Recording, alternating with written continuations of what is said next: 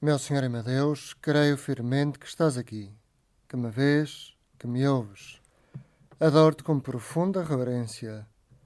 Peço perdão dos meus pecados e graça para fazer com fruto este tempo de oração.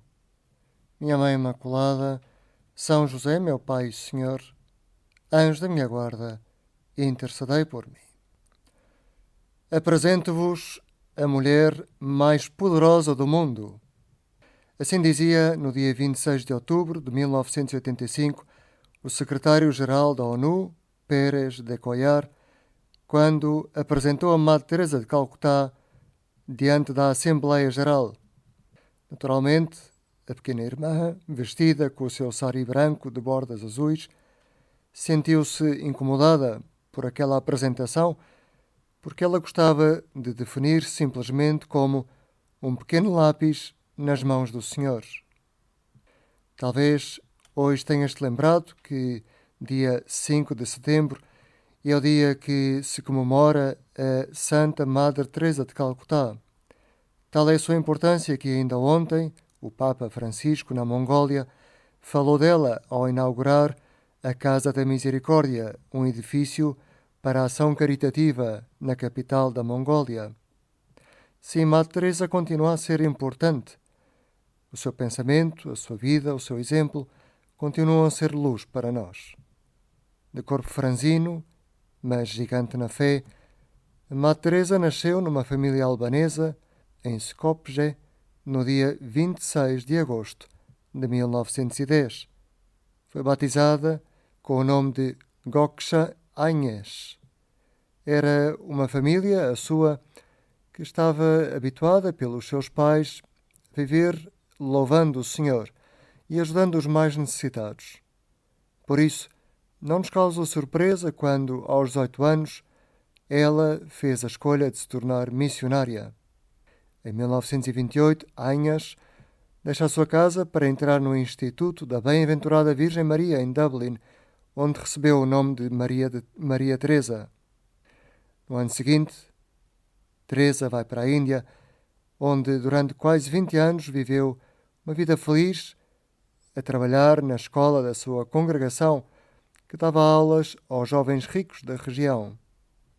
E foi então quando, na oração, tal como nos acontece connosco, Jesus, agora que nos ouves, na oração de Teresa em 1946, no dia 10 de setembro, ela sentiu aquilo que chamaria o chamamento dentro do chamamento.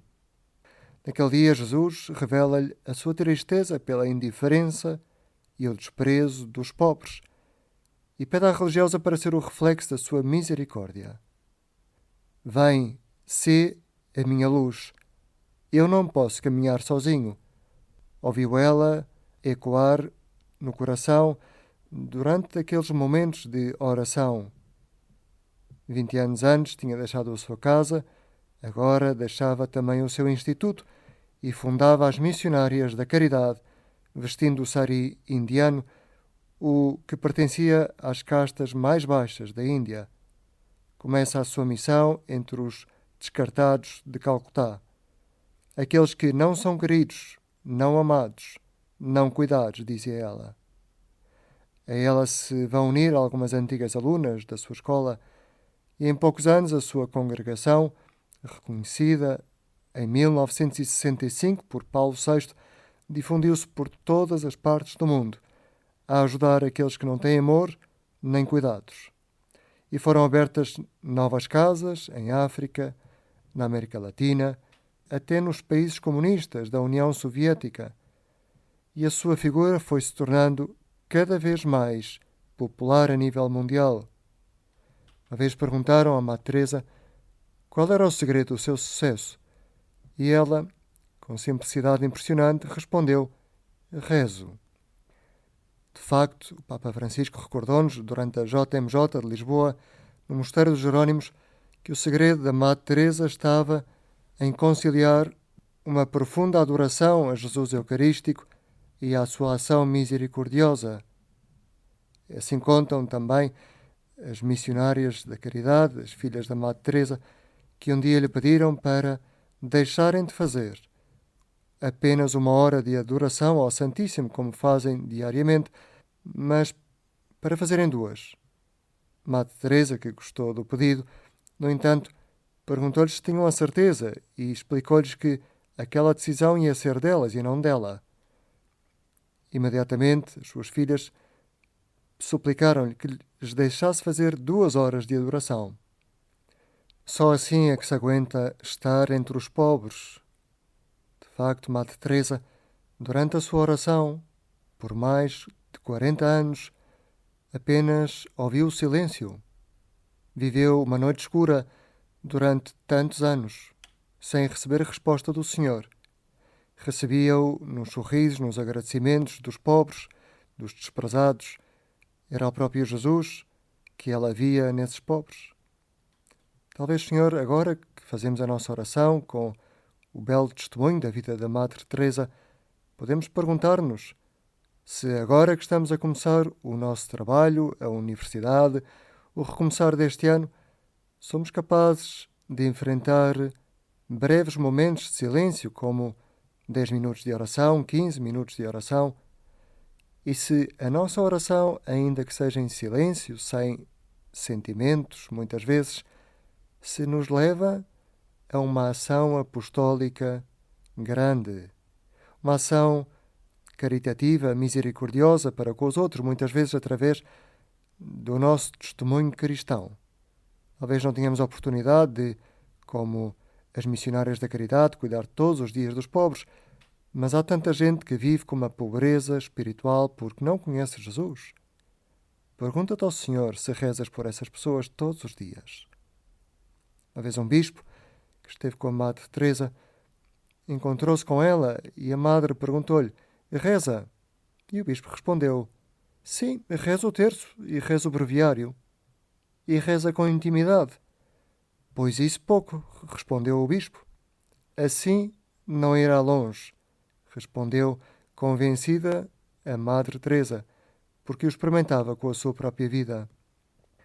De facto, o poder da oração é mais forte do que todo o dinheiro. Quando estava na Índia, Madre Teresa um dia foi visitada por uma televisão alemã que passou 2 semanas com ela.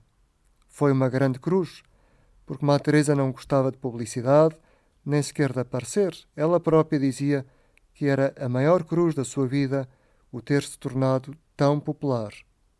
Ao final de 2 semanas, em que ela não falou para a câmara, apenas deixou que a filmassem, viajou o magnata, o dono da empresa de televisão, e quando ali chegou, depois de ter visto as imagens daquelas 2 semanas que os seus jornalistas tinham captado, estendeu um cheque para as mãos da Madre Teresa, estava em branco, e disse-lhe: Madre Teresa, ponha todo o dinheiro que aí quiser, porque eu pagarei. A Madre Teresa recusou o cheque e disse: não quero que entregue o seu dinheiro, quero que entregue-se a si próprio. Madre Teresa percebia que Jesus chamava aquele homem, que o que ele devia fazer era comprometer-se com a sua fé. Mais do que todo o dinheiro que passaria, a alma daquele homem valia toda a eternidade. Era assim que ela fazia quando cuidava, mimava aqueles que morriam nas suas mãos. Era como se fosse Nossa Senhora junto daqueles seus filhos que estavam a morrer. Teresa fazia nesta terra o papel de uma mãe, de uma irmã e por vezes também de uma filha quando acarinhava idosos mais velhos do que ela. Enrugada na sua cara, Teresa dava diariamente a sua vida pelos outros, mas tinha um segredo, como ela dizia. Um dia, uma pessoa perguntou-lhe, sem qualquer tipo de escrúpulo e de forma insidiosa, como é que ela geria a publicidade da sua vida e da sua obra e como é que se sentia com ela, já que até notícias tão pequenas como ter fraturado uma costela davam a volta ao mundo. De expressão serena no rosto, abriu-se um sorriso simpático na Madre Teresa, mostrou o terço que tinha entre as mãos e explicou: a minha arma preferida é o terço. Não faço publicidade. Mais ainda, a publicidade que de mim fazem é a maior cruz da minha vida. Carrego-a dolorosamente caminhando pelo mundo, à procura de quem sofre. Tu e eu podemos fazer hoje este propósito que nos vai levar à felicidade da nossa vida. Viver mais como a Madre Teresa. Jesus, ajuda-nos a viver como ela, mais preocupados contigo, com os outros e menos conosco. Dou-te graças, meu Deus, pelos bons propósitos, afetos e inspirações que me comunicaste nesta meditação. Peço-te ajuda para os pôr em prática. Minha Mãe Imaculada, São José, meu Pai e Senhor, anjo da minha guarda, Madre Teresa, intercedei por mim.